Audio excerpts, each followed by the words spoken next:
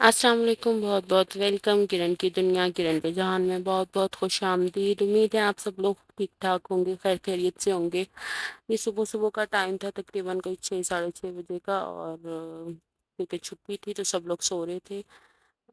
सभी सो रहे थे, मेरे बेटे समेत क्योंकि वो सो रहा था तो सब सो रहे थे वरना वो जाग जाए। वैसे वो 6 बजे जाग जाता है लेकिन आज तकरीबन उसे 8 बज गए थे और मैं सफाई वगैरह सब कुछ कर चुकी थी और अब नाश्ता भी रेडी था, पराठे बन गए थे, चाय तैयार थी। मुझे लगा था कि अभी सब उठ जाएंगे। ये मैंने चने मतलब बॉईल करने के लिए रखे थे क्योंकि शाम को चने का सालन बनाना था। अब सब कुछ बिल्कुल ये थोड़ा सा गंद था जो डस्टबिन में फेंकना था। खैर वो भी साथ साथ हो गया और उसके अलावा सब कुछ कर लिया था, बिल्कुल फ्री थी तो मैंने सोचा आप लोगों को दिखा दूं। पता नहीं सब लोग कब उठेंगे और कब वो होगा। अच्छा फिर ये रात मैंने बनाए थे, चने की दाल अवेलेबल नहीं थी क्योंकि ग्रोसरी के लिए जाना था और इस्लामाबाद में कुछ हालात ऐसे थे कि ग्रोसरी के लिए जा नहीं सकते थे। फिर ये कद्दू और माश की दाल बनाई थी, बहुत अच्छी बनी थी और यही हमने सुबह नाश्ते में खाई थी। इसके साथ ये हमने अच्छा वो जो मैंने आपको बताया था ना फ्रूट केक नीचे लगाना है, जो डेजर्ट था ट्राई कलर का, मतलब उसके अंदर मैंने ये मार्बल केक लगाया था गोरमे का। मेरे पास ये अवेलेबल था तो मैंने उसके नीचे उसकी फर्स्ट लेयर जो है ना वो मार्बल केक की लगा दी थी। लेकिन आप के पास फ्रूट केक अवेलेबल हो तो फ्रूट केक लगा दें। वैसे मार्बल केक भी लगा देंगे तो कोई मसला नहीं है, प्लेन केक लगा दें कोई मसला नहीं है। अच्छा इसके अलावा नीचे ये आलू अंडे का सालन बना पड़ा हुआ था, वही ट्राई कलर वाला, ये 2 बाउल में से बस ये बचा था। उसके अलावा हमारा पानी भी पीने वाला काफ़ी ख़त्म हुआ था। ये बन पड़े हुए थे, मैंने बन कबाब बनाए थे, बाकी बन ख़त्म हो गए थे। और मेरी आजकल ना चटनियाँ वगैरह भी काफ़ी ख़त्म हुई हैं तो इंशाल्लाह बनाऊंगी तो वो भी आप लोगों के साथ ज़रूर शेयर करूंगी। अच्छा एक मज़े की बात बताती हूँ। वो जो लास्ट मैंने वो किया था ना, आपको बताया था कि मैं बीफ पुलाव बना रही हूँ, जब ट्राई कलर का वो बनाया था मैंने, डिजर्ट बनाया था तो ये ऊपर ना चिकन थाइस पड़ी हुई थी आई थिंक। अच्छा फिर ये जो ब्लू कलर का बॉक्स था ना इसके अंदर चिकन सॉरी बीफ की यखनी पड़ी हुई थी और मैं वो पुलाव में डालना भूल गई थी व्लॉग बनाते बनाते। ये हालात होते हैं। अच्छा ये मैं आप लोगों को आज दिखा रही हूँ कि ये ऑर्गेनाइजर है, इसे ऑर्गेनाइज करना है आपके साथ। जब ऑर्गेनाइज करूँगी तो ज़रूर शेयर करूँगी। ये इनका वेलकम। बहुत सारा सामान समेटने के लिए। मैंने आप लोगों को दिखाया है कि अभी मैं नाश्ता बना चुकी हूँ, सारी सफाई हो चुकी है लेकिन कोई भी उठा नहीं है सो के। कुछ बहुत सारी चीज़ें स्पेशल थी इन दिनों में बनाई थी जो कि ज़ाहिर है नैप वगैरह के लिए, लेकिन ये कि मैं वो रिकॉर्ड नहीं कर सकी क्योंकि कुछ टेंशन थी। ऑलरेडी मैं आप लोगों के साथ शेयर कर चुकी हूँ वो टेंशन। तो टेंशन वही मेरे अब्बू की थी या दादा अब्बू की थी और इंशाल्लाह आगे आप लोगों के साथ शेयर करूँगी। अब काफ़ी टेंशन जो है वो ख़त्म हो चुकी है। इंशाल्लाह मंडे को डिस्चार्ज हो जाएंगे और घर आ जाएंगे तो बहुत अच्छा फ़ील होगा। तो आप लोगों के साथ नई नई वीडियोज़ आती रहेंगी। कोशिश मैंने की फिर भी कि इन दिनों में भी मैं कुछ ना कुछ आप लोगों के साथ शेयर करती रहूँ। वैसे मैंने बहुत मज़े के बन कबाब बनाए थे और बहुत मज़े का मंचन बनाया था। हलीम मैं पूरी तरह से आप लोगों के साथ शेयर नहीं कर सकी, हालांकि मैंने सोचा था कि मैं शेयर करूँगी। अगेन बीफ पुलाव बनाया था, मैं ऑलरेडी आपको ऊपर यखनी दिखा चुकी हूँ ना ब्लू कलर की, उसमें फ्रीज़ हुई हुई, तो वो उसकी खैर वो भी मैं भूल गई बीफ पुलाव में डालना, यखनी पुलाव में। और भी बहुत कुछ था।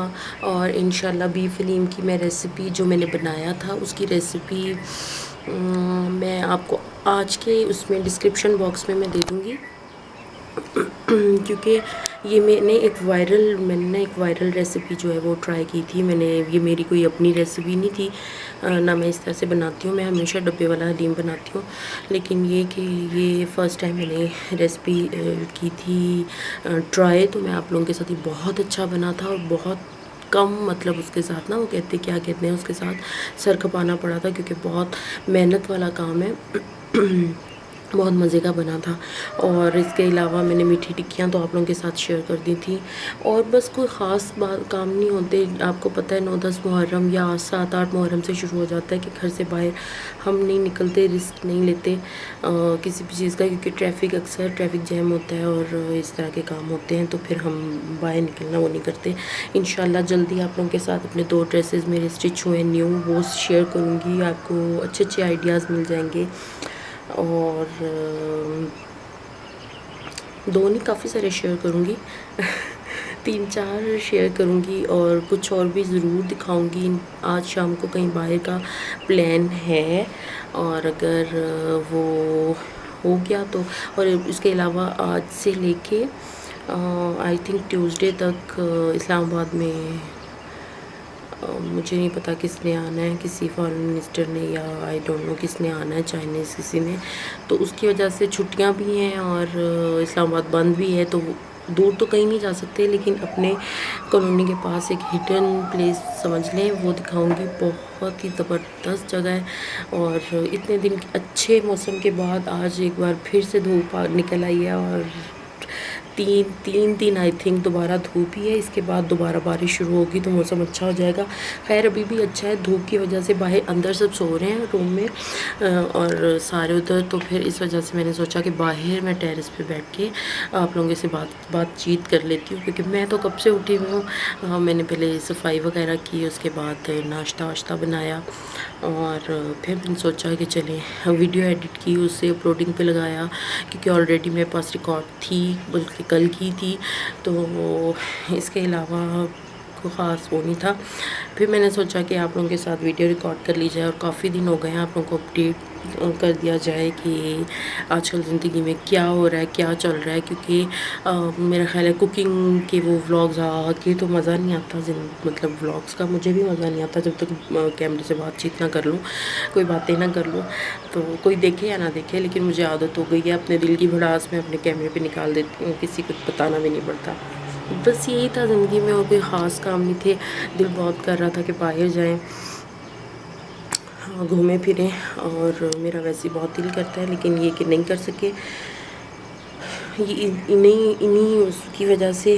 और मैं घर से निकलना भी चाह रही थी, क्योंकि घर में रह के कुछ देर के लिए तो ज़ाहिर है जहन और तरफ चला जाता है, लेकिन ये कि शायद मैं ज़्यादा जहन पे लेती हूँ, मुझे नहीं पता, लेकिन ये कि टेंशन तो होती है मेरे जहन पे, बहरहाल टेंशन सवार होती है। और काफ़ी दिन से ये फेस का बुरा हाल हुआ है, कुछ भी नहीं किया, ना फेस को ना बालों को, और बाल भी काफ़ी वो हुए हुए हैं। आज फिर बालों को, अच्छा आप लोगों के साथ एक टिप शेयर कर देती हूँ।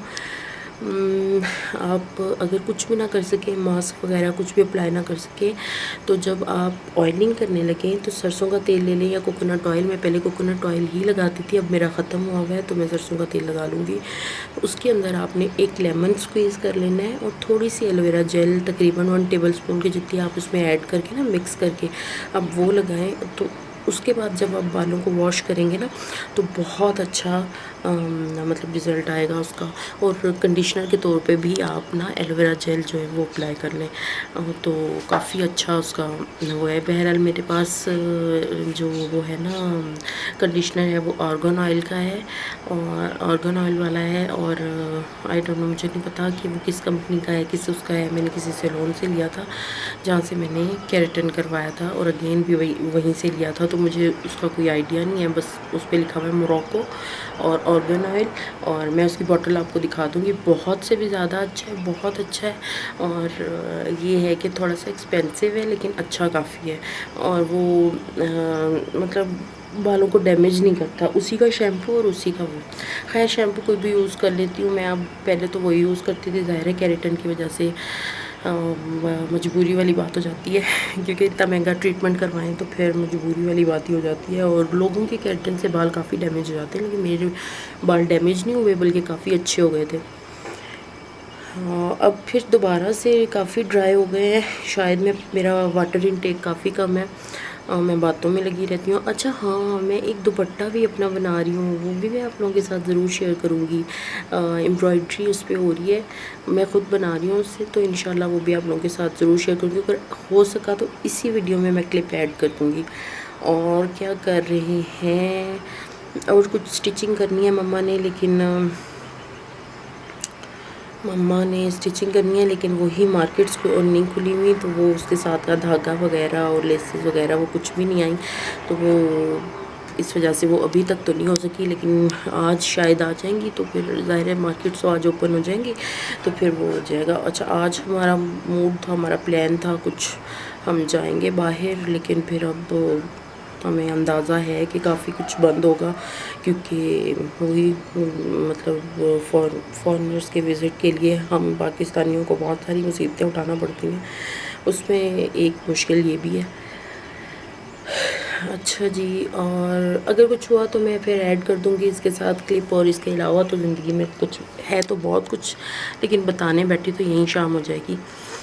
तो फिर अच्छा, मैंने एक ऑर्गेनाइज हाँ, एक ना मैंने जर्नल मंगाया था, मैं आपको वो भी इस वीडियो इस क्लिप के एंड में मैं वो वाला क्लिप आप लोगों के साथ शेयर करूँगी कि मैंने एक जर्नल मंगाया था। मेरी ज़िंदगी आसान हो गई है उस जर्नल से। अगर कोई यूनिवर्सिटी गोइंग है या कॉलेज गोइंग है या इवन कि हाउस वाइफ भी है, तो उन्होंने अगर अपना कुछ प्लान करना है तो वो प्लानर या जर्नल या कुछ भी, उसे प्लानर है एक्चुअल वो आप मंगवा लें और रोज़ाना रात को लिखें, तो ज़िंदगी आसान वाली बात है। ये दोबारा जर्नल या प्लानर नहीं देखना पड़ता, बंदे को खुद ही हिफ्ज़ हो जाता है जब एक बार लिख लेता है कि मुझे कल ये काम करने हैं। प्लान हो जाता है पूरा दिन भी, और कोई चीज़ छूटती भी नहीं है। अब काफ़ी दिन से, काफ़ी अरसे से, बल्कि मैं तकरीबन 2 मंथ से अब हो गया है मैं उस प्लानर को नहीं यूज़ कर रही, तो मैं काफ़ी चीज़ें भूल रही हूँ। आज मुझे आप लोगों से अब बात याद करते हुए याद आ गया, तो इंशाल्लाह मैं ख़ुद भी आज से रात से मतलब मैं वो प्लान करूँगी, तो इंशाल्लाह कोई चीज़ भूलूँगी नहीं।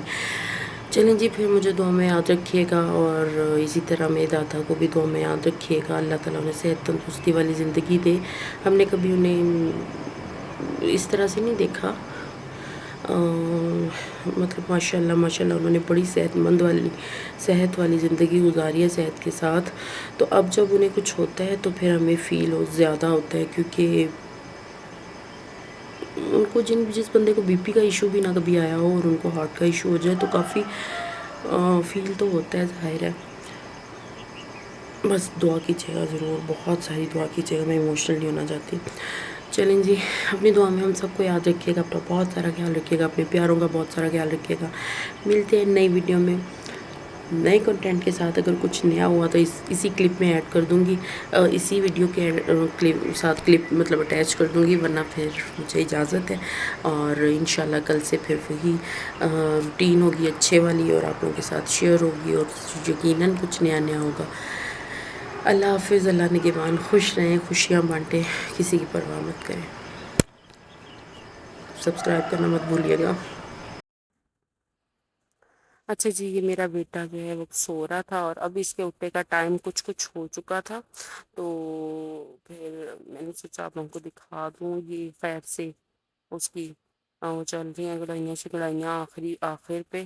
तो अब मुझे समझ आ जाती है कि ये इसके सोने का टाइम, इस तरह से ये अपनी मतलब कॉट में सोने लग गया है। शुक्र है अल्लाह का, मेरी ज़िंदगी आसान हुई है, वरना 3 से 4 साल मैंने इसी तरह गुजारे हैं, साथ इसको लिटा के। शुक्र है वो कॉट जो पड़ा हुआ था फजूल, जो मुझे लग रहा था, अब वो यूज़ में आया है, तो मेरी जान छुट्टी है। खैर, ये ने रात क्या खाया था, वही वाला डिज़र्ट जो आप लोग के साथ शेयर किया था, वही वाला मैंने वो खाया था रात। और इसके साथ साथ देखिए, मैंने साइड टेबल पे पानी की बोतल वगैरह नहीं रखी हुई, यहाँ रखी हुई है। अच्छा, मैंने जो आप लोगों को प्लानर कहा था ना, वो ये प्लानर ये था, और मैंने ये लिया था माय टाइप स्टोर से। ये आपकी स्क्रीन पे भी आ रहा होगा, माय टाइप स्टोर। मैं ऑलरेडी उसका एक पहले भी वीडियो उससे रिलेटेड बना चुकी हूँ, वो मैं आई बटन में दे दूँगी उसका लिंक, तो आप लोग वहाँ से जाके देख सकते हैं उस वीडियो को भी। और इसके अलावा ये मेरी डायरी है, ये मैं किरण अनवार से लेके किरण खालिद और फिर किरण उम्मे हाशिर तक का सफ़र। तो इसमें मैं बस, मूड जैसा होता है, डिपेंड करता है, कभी छोड़ दूँ तो 2-2 हफ्ते नहीं लिखती, और लिखने लग जाऊँ तो एक दिन में 2 बार भी लिख देती हूँ। तो जैसा मूड हो रहा होता है वैसा वैसा लिखती रहती हूँ। अब तो काफ़ी दिन हो गए हैं कि मैंने डायरी नहीं लिखी दोबारा। खैर, डायरी लिखनी चाहिए, बहुत सारी बातें दिल की जो है ना वो उसमें बंदा लिख देता है।